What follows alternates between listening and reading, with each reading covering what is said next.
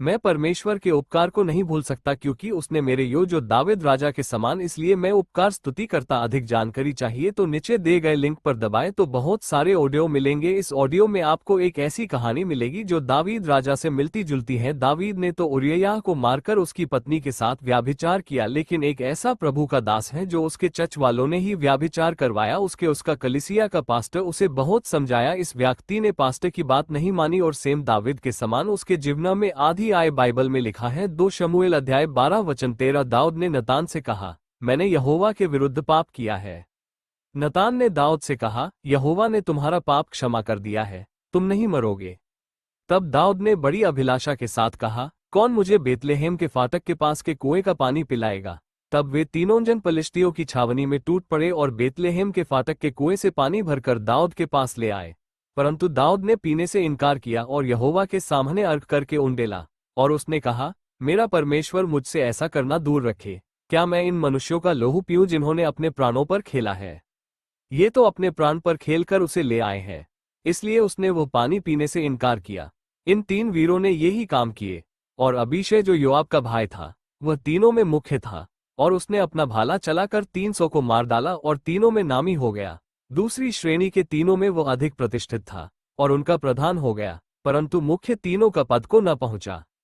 एक इतिहास अध्याय 11 वचन 10-21, तूने जो वचन अपने दास के और उसके घराने के विषय दिया है वो सदैव अटल रहे और अपने वचन के अनुसार ही किया और दाऊद राजा के समान बड़े बड़े लोगों के बीच में रखा। इसलिए मैं उपकार स्तुति करता हूँ। और हे परमेश्वर, ये तेरी दृष्टि में छोटी सी बात हुई, क्योंकि तूने अपने दास के घराने के विषय भविष्य के बहुत दिनों तक की चर्चा की है। और हे यहोवा परमेश्वर, तूने मुझे ऊंचे पद का मनुष्य सा जाना है।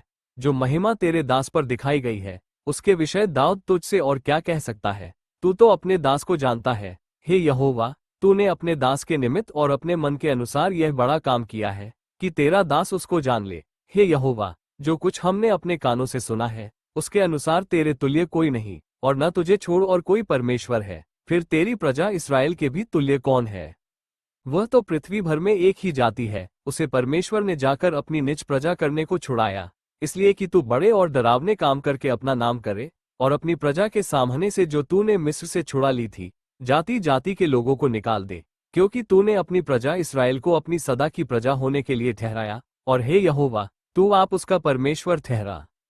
इसलिए अब हे यहोवा, तूने जो वचन अपने दास के और उसके घराने के विषय दिया है वह सदैव अटल रहे और अपने वचन के अनुसार ही कर, और तेरा नाम सदैव अटल रहे। और यह कहकर तेरी बड़ाई सदा की जाए कि सेनाओं का यहोवा इसराइल का परमेश्वर है, वरन वह इसराइल ही के लिए परमेश्वर है। और तेरा दास दाऊद का घराना तेरे सामने स्थिर रहे। क्योंकि हे मेरे परमेश्वर, तूने ये कहकर अपने दास पर प्रकट किया है कि मैं तेरा घर बनाए रखूंगा। इस कारण तेरे दास को तेरे सम्मुख प्रार्थना करने का हियाम हुआ है। और अब हे यहोवा, तू ही परमेश्वर है और तूने अपने दास को ये भलाई करने का वचन दिया है। और अब तूने प्रसन्न होकर अपने दास के घराने पर ऐसी आशीष दी है कि वह तेरे सम्मुख सदैव बना रहे। क्योंकि हे यहोवा, तू आशीष दे चुका है, इसलिए वो सदैव आशीषित बना रहे। एक इतिहास अध्याय 17 वचन 17-27। और सही में इस भाई प्रेरित महिद्रा के साथ ऐसे आदि में उसके तीनों बेटे पेट में ही मर गए। फिर 5 सालों से चच से अलग था। फिर परमेश्वर ने उसे 5 साल के बाद बादलों के बीच कोई हकीकत में बात करना चाहता है, उसने सुन नहीं पाया। आहट को महसूस किया कि परमेश्वर उनके साथ बात करना चाहता था। परदेशी लोग तेरी शहरपनाह को उठाएंगे और उनके राजा तेरी सेवा टहल करेंगे। क्योंकि मैंने क्रोध में आकर तुझे दुख दिया था, परंतु अब तुझसे प्रसन्न होकर तुझ पर दया की है। तेरे फाटक सदैव खुले रहेंगे, दिन और रात वे बंद न किए जाएंगे, जिससे अन्य जातियों की धन संपत्ति और उनके राजा बंधुए होकर तेरे पास पहुंचाए जाएं। यशायाह 7 अध्याय 10-11। उसने मुझे मेरे बलवंत शत्रु से और मेरे बैरियों से, जो मुझसे अधिक सामर्थी थे, मुझे छुड़ा लिया। और मेरे विषय में मेरे हे माता पिता के रिलेशन में तांत्रिक विद्या से मुझे कमजोर करते थे, लेकिन हमने अन्य भाषाओं का इस्तेमाल किया और परमेश्वर ने उन्हें कमजोर किया। और जितना उन्होंने माँ के घर के लिए तरसाया वही घर हमें मिला। इसलिए उपकार स्तुति करता हूँ। उसके नथनों से धुआं निकला और उसके मुंह से आग निकलकर भस्म करने लगी, जिससे कोयले दहक उठे।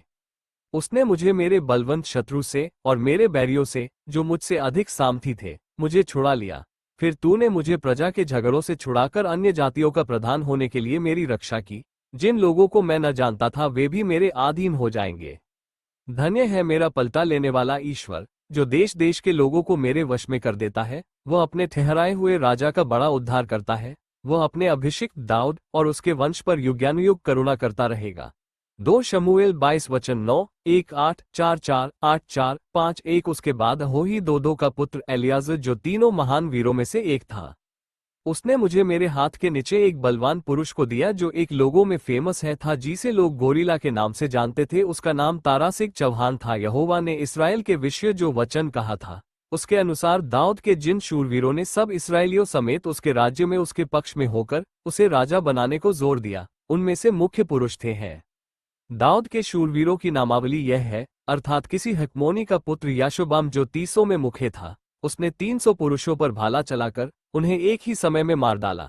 उसके बाद अहोही दोदो का पुत्र एलियाजर, जो तीनों महान वीरों में से एक था। वह पसदमीम में, जहां जव का एक खेत था, दाऊद के संग रहा जब पलिश्ती वहां युद्ध करने को इकट्ठे हुए थे और लोग पलिश्तियों के सामने से भाग गए। तब उन्होंने उस खेत के बीच में खड़े होकर उसकी रक्षा की और पलिश्तियों को मारा, और यहोवा ने उनका बड़ा उद्धार किया। और 30 मुख्य पुरुषों में से 3 दाऊद के पास चट्टान को, अर्थात अदुल्लाम नाम गुफा में गए, और पलिश्तियों की छावनी रिपाइम नाम तराई में पड़ी हुई थी। उस समय दाऊद गढ़ में था, और उस समय पलिश्तियों की एक चौकी बेतलेहम में थी।